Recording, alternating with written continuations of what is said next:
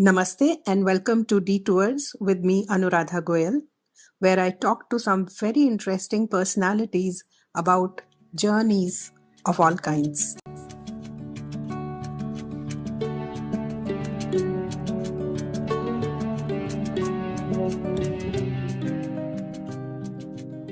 Namaste and welcome to Detours, yet another episode. And this episode is very special because we are going to talk to another travel writer, somebody I really enjoyed reading.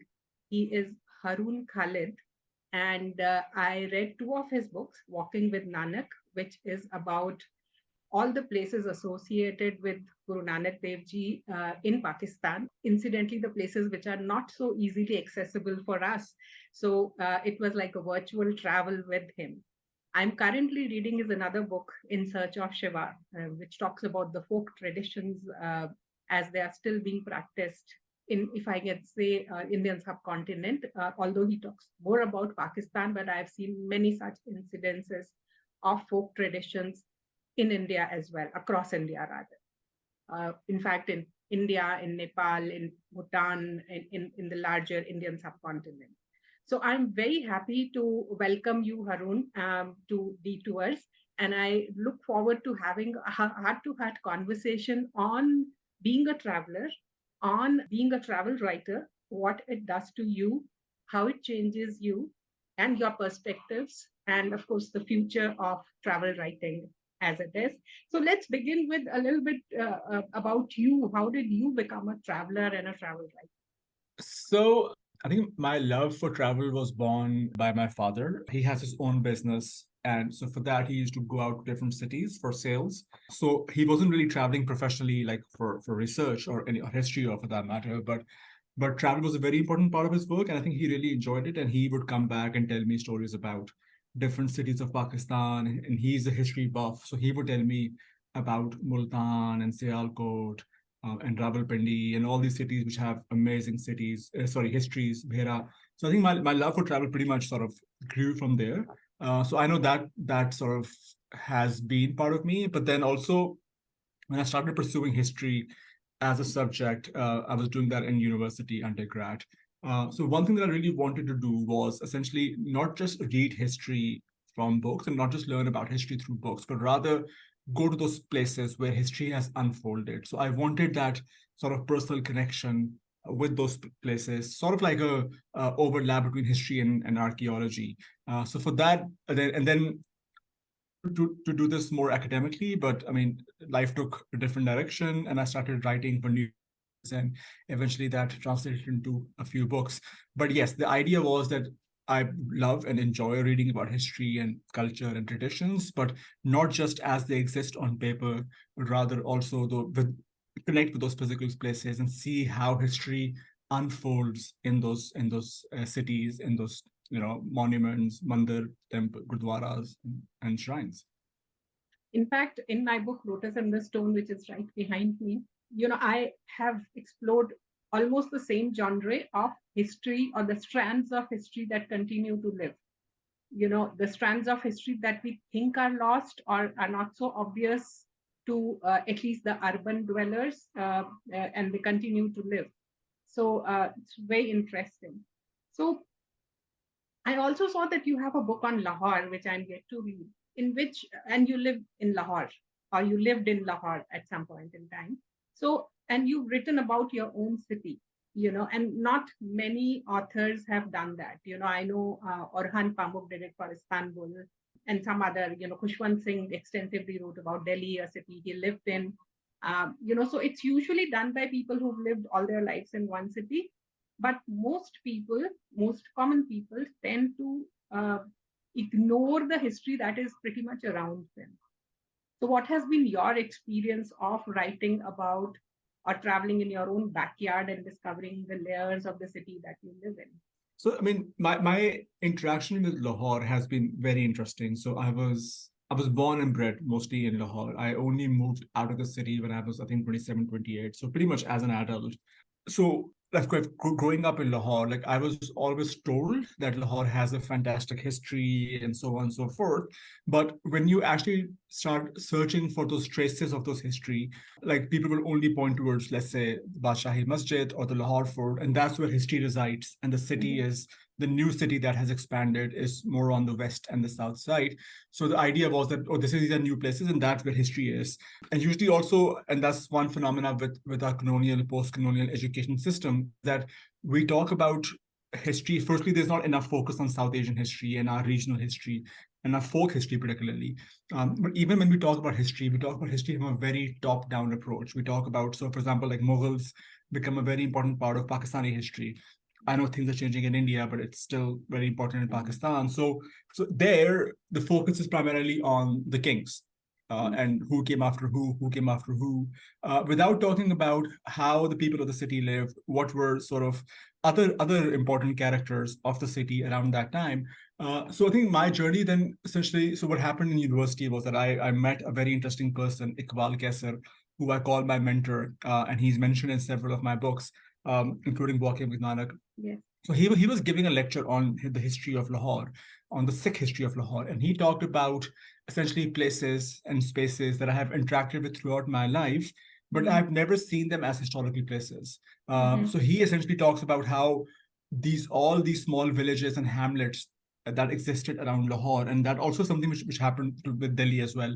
Is that so? There were these villages and hamlets around the city, which eventually, as the city grew, they became part of the city. But these hamlets and these towns and these villages had their own distinct and sort of very old, sometimes histories, sometimes even more older than the city itself.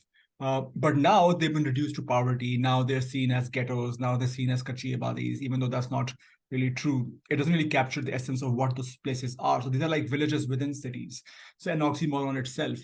So I think that's where my fascination with Lahore started through that lecture.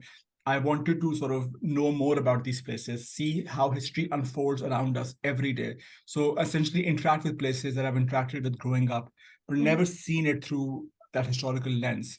And that's eventually also where the title of the book comes from, imagining. So a lot of in a lot of ways, the physical traces of those historical evidences have been destroyed. So what you have to do is imagine that history of that place. And for me, that was a very important part of the journey. So, and in fact, my writing career in many ways began with Lahore. So I started writing about articles about Lahore. And that's how sort of I really got into traveling and writing history. It was easier for me. I was living in the city, so I could do this over a weekend, go to travel to a place, write an article about it, and that's actually how I started writing. So in many ways, Imagining Lahore is kind of like the first book that I ever conceptualized. It turns out that I wrote it much later, my Mhm. fourth book, but yeah, that was a very important part of my journey as a writer. So, why do you think people in our part of the world tend to ignore their local history a lot? Yeah, I think We travel I all the way, we'll travel thousands of kilometers to see some historical thing, but and every inch of this part of the world, it's been inhabited for the longest time. I kind of blame the education system for a lot of these issues that exist in our part of the world.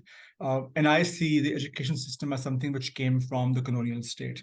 So I'm also blaming the colonial state for this.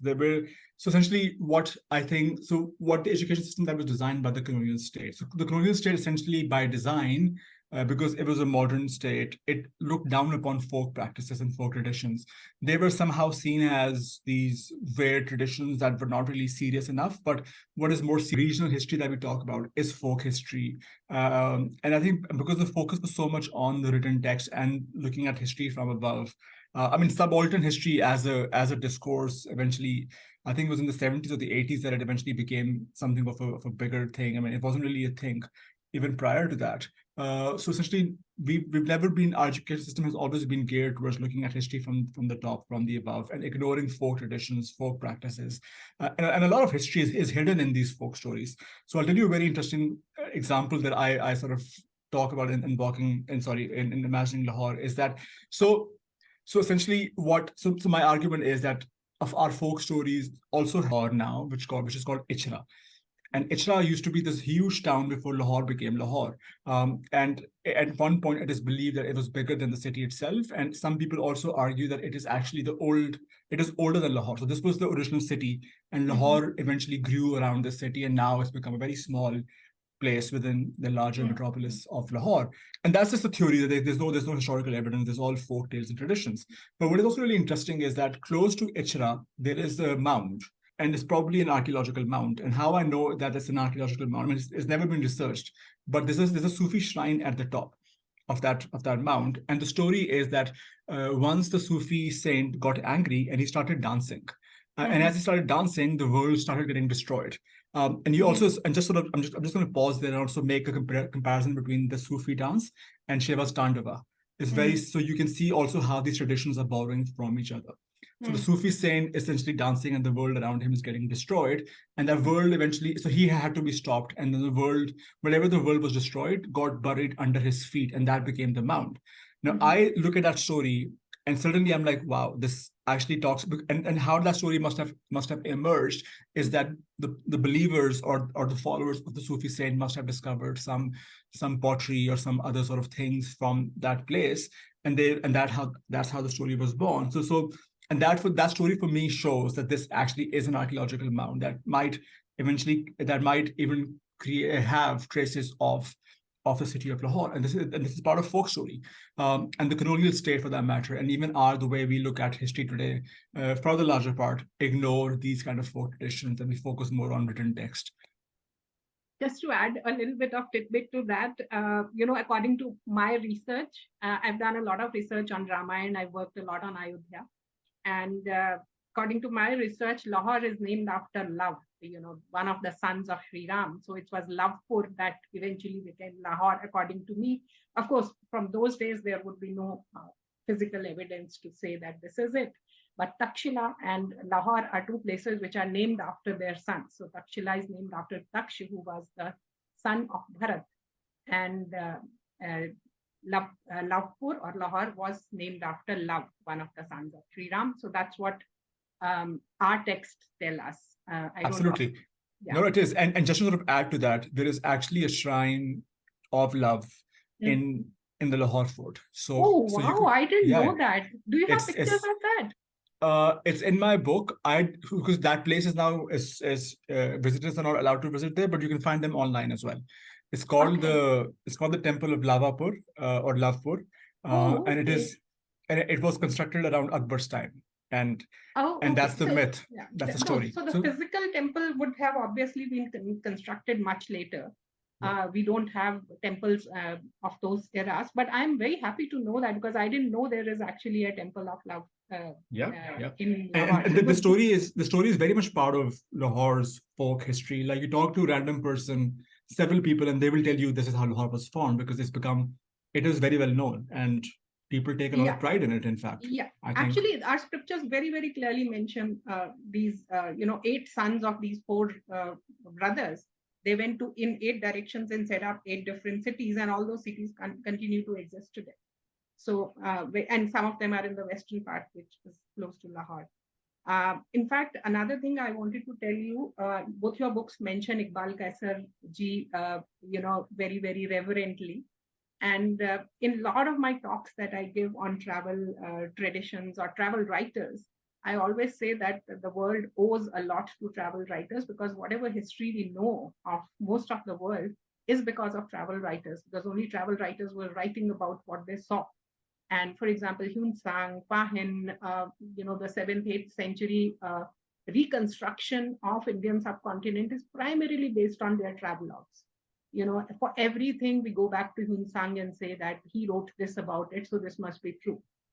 And I have always been thinking that what are our generation of travel writers contributing to the world when you literally have everything on the fingertips, everything every information that you need, every picture, probably every video is online, available to everybody. And when I read your book, I realized probably Iqbal Kaisarji would be one of those travel writers whose book have changed if I can say, if nothing else, the tourism map of Pakistan, in terms of bringing in the lot of Sikhs back to their faith, in terms of restoration of gurudwaras, in terms of even putting a spotlight on them so that the world can see, and then of course it will take its own iterations in history, in the layers of history. But you gave me an answer through your book saying that a travel writer's book can create a difference in today's world as well. So we'll come to that, but let me ask you, how have the travels changed you as a person?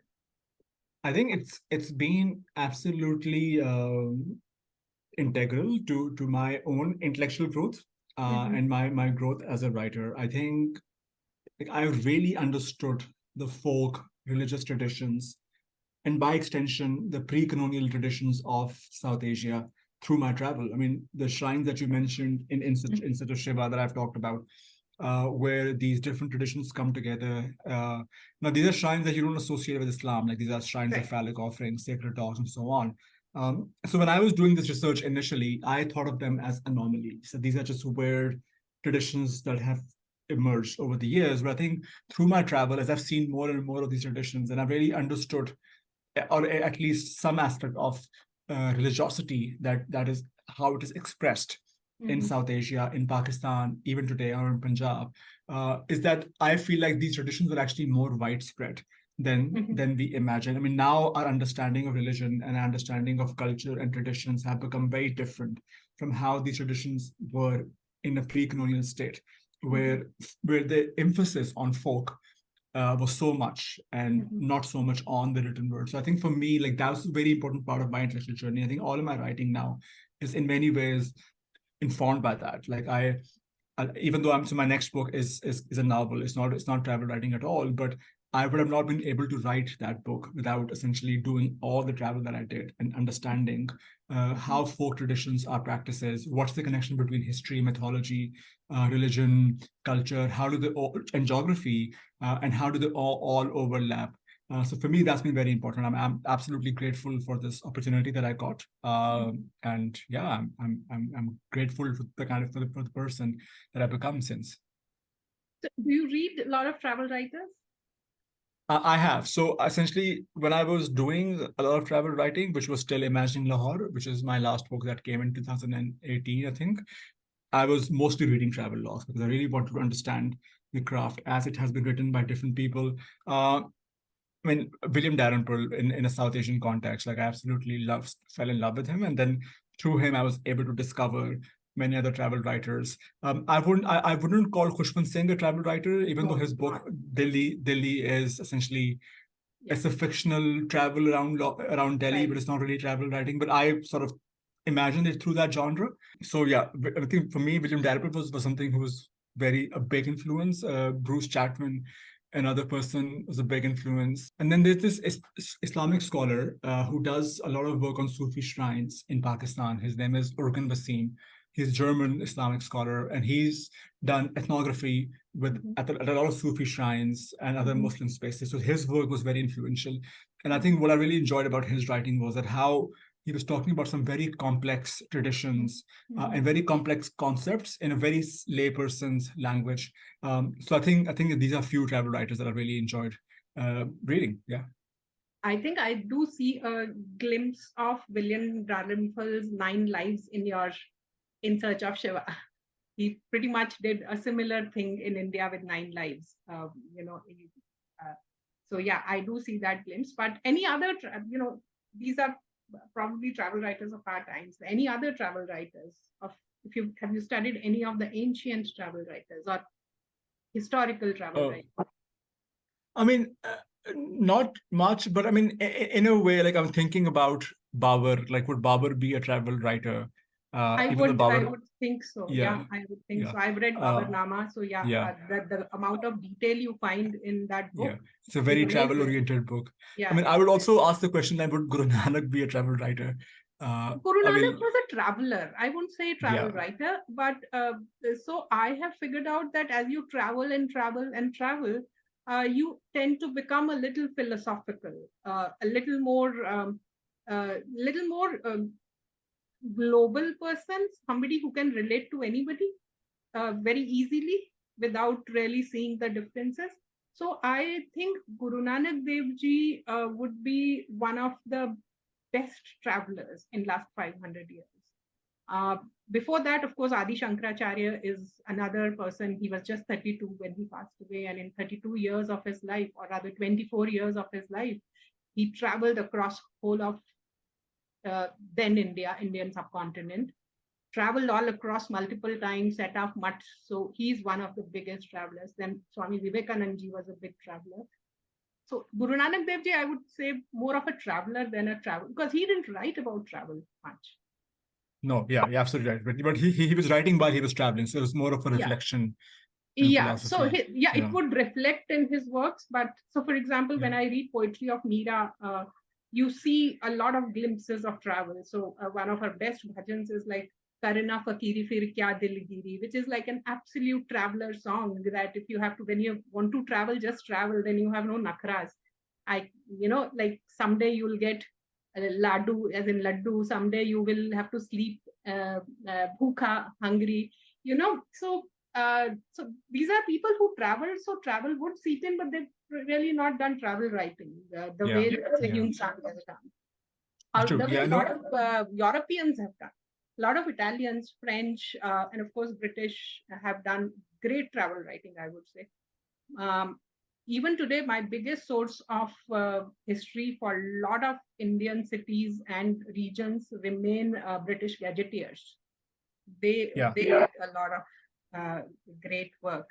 No, Uh, they were. I mean, even for Incest of Shiva, like some of these traditions that they mention, I mean, they were doing all this work at that point, which was amazing. Absolutely, the gazetteers are an amazing source. I would also like. Would you consider Al-Biruni as a? I mean, he's a traveler, but would you yeah, consider him as a travel writer? I think so because he did write. Yeah. So these are the people who traveled for the purpose of documentation in a way. So they Yeah. were Yeah. whatever their other agendas or reasons may have been, but they were also documented. So going back to that way, Megasthenes, who came with Alexander, he was Yeah. probably the first travel writer, formal travel writer. Yeah. Of course, in Indian, in Indian scriptures or in Hindu scriptures, we have the concept of Sthal Mahatmayas. So we have those travels. So Skand Puran is completely, it's like the Lonely Planet of its time. It mentions every place, the story of every place, the traditions associated, what you should do there, what you should not do there. It's, if you can just adapt to the language, then it's like a Lonely Planet. So which is at least 2,000 years old. Yeah. Okay. So I also see that you tend to go more to the places which are religious pilgrimage places, where a lot of pilgrimage happens. How do you think pilgrimage places are different from tourist places? This is a current exploration I'm having. So this question. I mean, now people sort of merge the two, right? Well, Right. pilgrimage tourism is considered to be one of the biggest Hmm. tourism industry. Right. And you mentioned Sikh tourism in Pakistan, which is all Hmm. pilgrimage, but is also connected to tourism and all of Right. that. I mean, if you like, for me, like how I see pilgrimage. Also, I think there's a need to deconstruct the concept of Hmm. pilgrimage, because now we understand pilgrimage in a very bureaucratic, very organized way. You go to a particular place, this and that, like with Muslims for Hajj, so on and so forth. But like in many ways, I would also say that what Guru Nanak was doing could be construed to be pilgrimage, where it's journey from one spiritual site to another, and the idea is to grow spiritually, and the idea is to learn more about spirituality. And for me, spirituality for pilgrimage essentially in many ways reflects the idea of life, where it's seen, so the journey, so not just the destination. Reaching the destination is not the most important goal. The goal itself, Absolutely.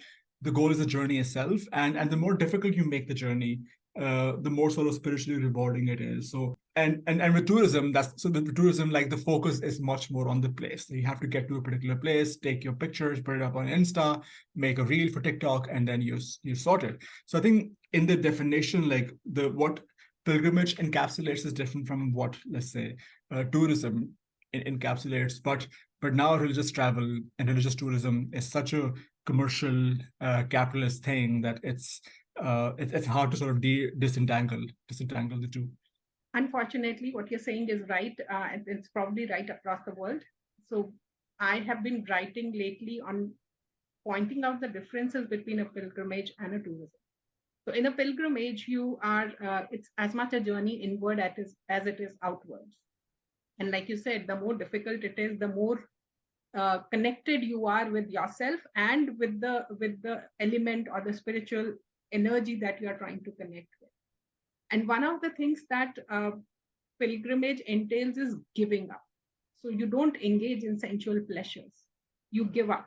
You eat the simplest possible food. You give up all sensual pleasures. But in tourism, you just let go. You engage in as much sensual pleasure as you can. So that's Yeah. the difference, and that is what makes them diametrically opposite things. And can you do both the things at one place? In my opinion, no. You go to a pilgrimage place, you go to a sacred spot, you can't make it a party place. Which Yeah. is actually what we end up reducing it to. So that's a concern I have. And again, with the advent of all the modes of travel, the travel no longer is what it used to be. So what, let's say, Guru Nanak Dev Ji was doing, or what all the ascetics do when they travel from one place to other on foot, is that they're getting connected to each and every place. It's not the point you from where you begin and the point where you end. It is getting acquainted with every inch of land that you travel and absorbing everything. So it's not just if I travel from point A to point B, i I know every place that connects these two, how things changes. One of my favorite examples is that when I was a kid, my father was posted in South India, and we used to travel from north to south in a train which used to take like 24 hours. And the way the size of bananas would change, you know every place, where the way the taste of the chai would change, the way the language would slowly change. Every a few kilometers some words would get replaced, and eventually when you reach, it's an entirely new language. So those changes, those gradual changes, is what you miss. So it's a Yeah. difference between a train travel and an air travel. I mean, this reminds me. So also, like, I mean, one idea of pilgrimage was, at least historical pilgrimage was, that you don't even know if you're going to come back alive from this journey. So I know that at least till like 40, 50 years ago, when people from Pakistan, or actually all over the world, including India, Muslim world, used to go for Hajj, and that's where the tradition comes from, that people come and they put, like har and garlands around you, Mhm. because they don't know if they'll ever see you again, because journey going for Hajj on sea, and Mhm. not be sure that you're coming back. But building upon what you also said, I read a very interesting travel log. I'm forgetting the name of the author, but the book is called Shadow of the Sun, and it's a European traveler. I think sometime around 70s, 80s, traveling in Africa, and he talks about how modern tourism travel has become so much different. And that really helped me conceptualize Guru Nanak's travel. So I was thinking, and I think I wrote about that in the book as well. So when Guru Nanak is traveling on foot, let's say from Lahore to Karachi, I mean, these cities, Mhm. Karachi doesn't really exist at that point, but it's from Lahore to Sindh. Now, if I go as a Lahori, I go to Karachi today, I'm going to fly, it's going to take me 1 hour. But when I land there, I'm not going to get accustomed to the weather. I won't be accustomed to the language. It'll be a foreign language. But when Guru Nanak is doing that journey on foot, slowly by slowly, he's learning and picking up all those languages. Mhm. So I'm also assuming, like, by the time he gets to Karachi or to Sindh, he's pretty much he understands Yeah. the whole language, and there is no concept of jet lag. Right. There is no concept of, like, so Right. you almost become accustomed to that space, and I don't think we can even imagine that kind of travel anymore. And just also imagine, like, how much intellectually you grow as a person in terms of language, and link it back to like how Guru Nanak, through that travel, and he learned all those languages, and he brought those languages back to Punjabi. So Right. Punjabi as a language grew as a result of Guru Nanak's travels. So I know I once met a lady. She's a European. I think now she lives in Australia. She walked across the whole of Sahara Desert all alone. So she learned how to how to work with the camels. She learned the language, and she walked across the whole of it. And it took her years to do that. And so I know people. One off people are doing such things. Like people are walking across from north to south. So we have a very popular Kashmir to Kanyakumari kind of trail. A lot of people cycle, a lot of people walk, a lot of people drive around.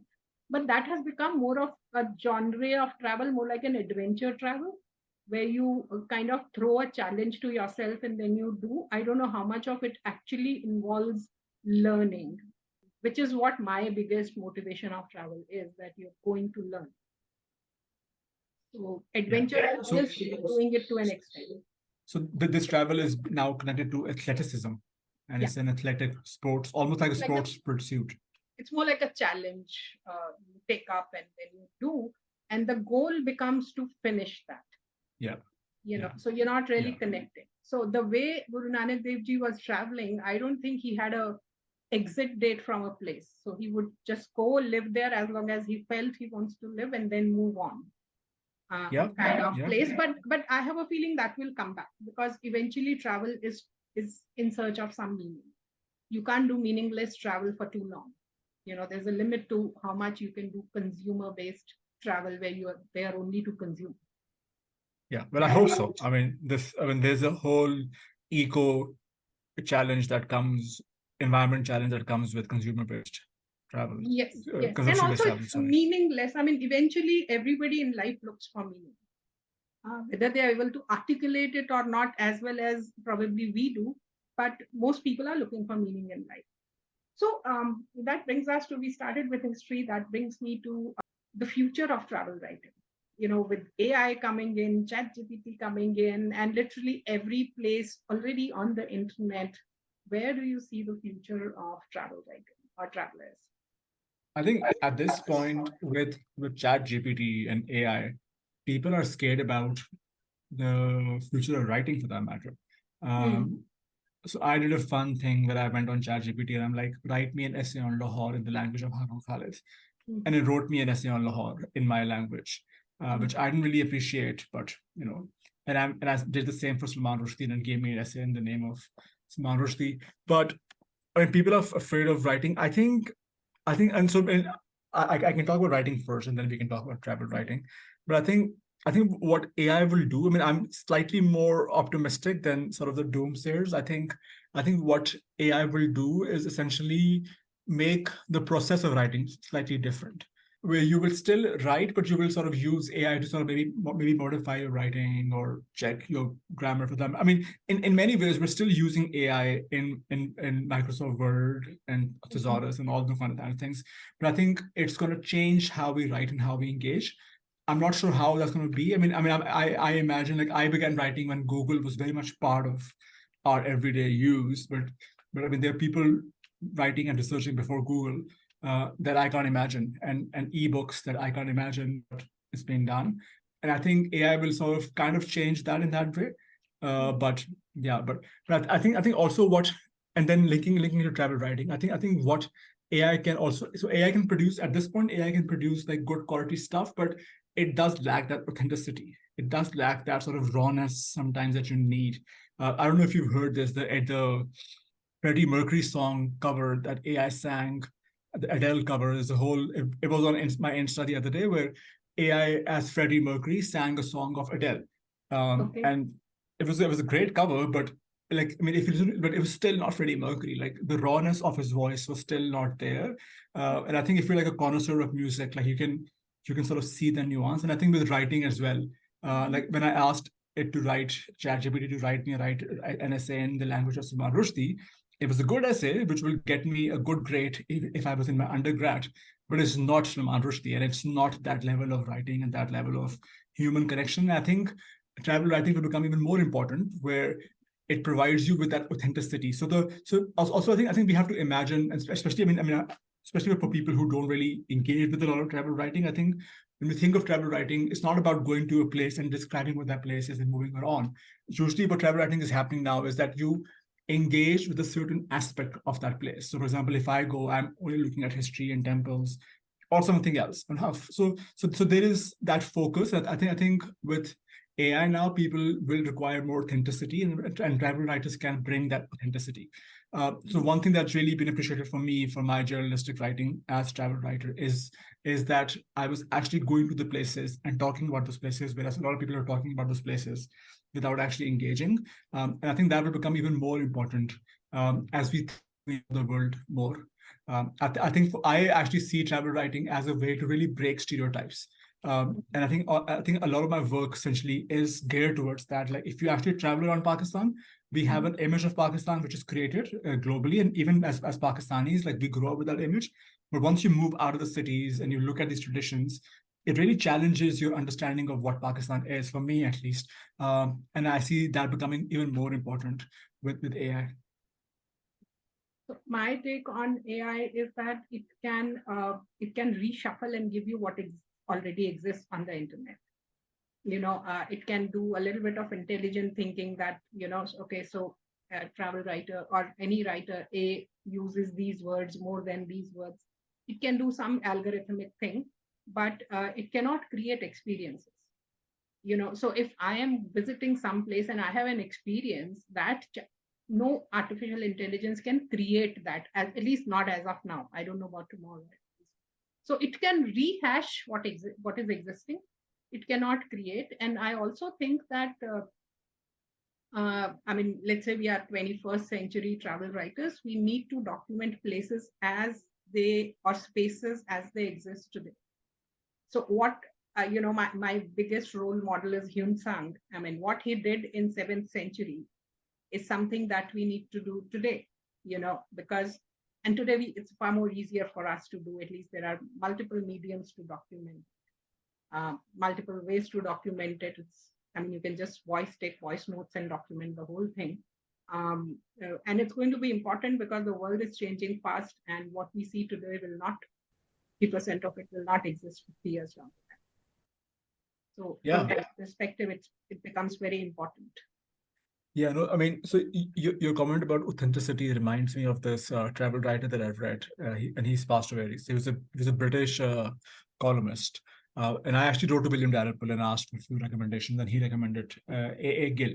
So his travel writing was something that was so different from every travel writer that I've read. And he essentially, what he does is goes to a place, and he talks about how he's interacting with that city or that place, and how that place is interacting with him. And it's all about his very, very subjective experience, as opposed to talking about that place. And for me, I think that was a very interesting way of travel writing. And I think for me, that's what I'm saying, that this will become like how that space speaks to you, and how that place and how you're interacting with that place. So your subjective experience is what people will, I feel like there will be a yearning for that. Right. And also each of us has an eye. We have an eye for certain things which stand out, and it grows over a period of time. So I've written this whole thing in my book. So initially, when I used to travel, it used to be like a general leisure traveler, see whatever you can see, enjoy, come back. Slowly it became architecture, archaeology, then it became temples, then it became very specifically Devi temples, then it became very specifically something else. So you grow, and your eye keeps getting, let's say, sharper and sharper on certain subjects, and that's where you then start exploring. And also your sense of observation goes up.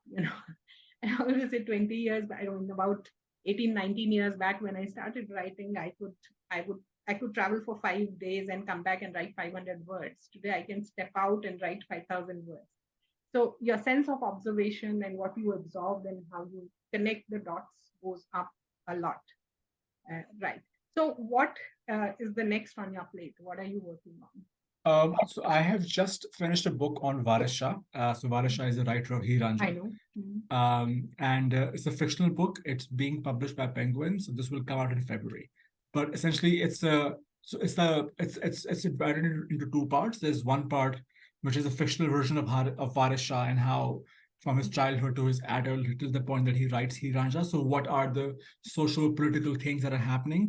And then they get reflected into Heer Ranjha. So the second part of the book is Heer Ranjha, where these two stories are going parallel, and he's writing Heer Ranjha. So how does those social phenomena that is happening is influencing his writing, and how do those symbols get captured in Heer Ranjha? So that's the book that I recently finished. So would it be like a biography of Varisha? A fictional biography. I mean, it's all fiction, but it's something like Walking with Nanak. But I mean, So it's this more is like all fiction. historical fiction, which Yes. with as much facts as you know. Yeah. So I mean, actually, with Varisha, like you knew only very basic facts. So it was a lot of that had to be created. But what you know about though is what is happening around Varisha. So the disintegration of the Mughal Empire, the rise of Sikh, the rise of Marathas, and what does that mean for Punjab? All of those things we know is happening, and what is happening to the religious time, the religious environment of that time. So in many ways, Heer Ranjha sort of reflects and is engaging with that time period. So we know more about the time period than Varisha, but then using that to create. So and it's also very experimental writing. It's something which is very new for me, but I'm excited about it. Great. Any books that you recommend for our audience? You're talking about like getting out and being able to write. There's a very interesting travel log that I've read, which was essentially a journey in my room, a journey across my room. And this was then, once again, I'm forgetting the name of the author. I usually forget that, but the book's name. Bill Yes. Bryson. I think so. No, I think it That might is be At older. Home, which is No, all this is around his home. Yeah, no, this is a journey. Maybe it's Bill Bryson. But he was given, I think, a punishment. He had to stay at his place for I think like 2 3 months. No, So that's different. he wrote a travel log around his room, which I thought was a very so that's I think for me also that really captures the essence of travel writing. Like, it's not about going far away and discovering a new place. It really is about, well, perhaps more about insight than outside and what you see So and how what those Bill worlds Bryson overlap. did in his book At Home, his book is called At Home. And what he did was, like, if you're sitting in your house and you look at the door and say, okay, when do you think first doors would have come up?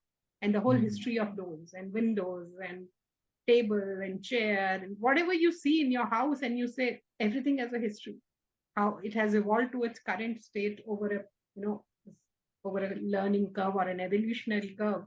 So that's also pretty much the same genre where you say you are surrounded by history in your room, in your home.